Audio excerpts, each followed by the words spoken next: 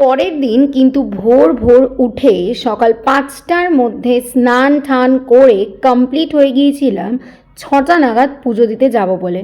সকালটাই আমাদের কাছে প্রেফারেবল মনে হয়, বিকজ তখন মনে হয় লাইনটা একটু কম থাকে।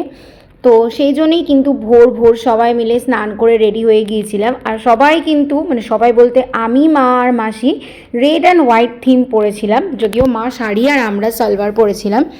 অত সকালে শাড়ি পরাটা পসিবল নয়। এইবার দেখো চলে এসেছি কিন্তু মন্দিরে ডালা নিতে।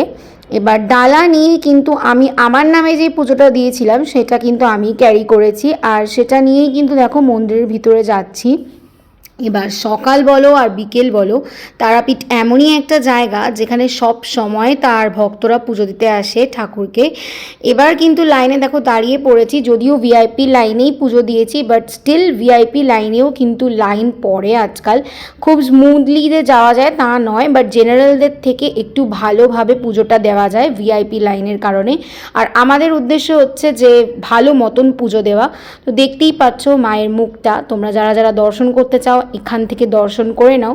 প্রচণ্ডই জাগ্রত ঠাকুর কিন্তু। আর তারপর দেখো এখানে মায়ের চরণ ছিল, যেটা কিনা আলতা দিয়ে ধুইয়ে সুন্দর করে দিতে হচ্ছিল, সো সেটাই করছিলাম। আর কি বলতো, এই জিনিসগুলো করতে না বেশ ভালোই লাগে। আর ওখানে অনেক ধরনের মনস্কামনা বৃক্ষ রয়েছে বা সুতো রয়েছে, যেগুলো তোমরা বাঁধতে পারো। নেক্সট পার্টে কিন্তু আরও ভালো কিছু আছে, সাবস্ক্রাইব করে নাও।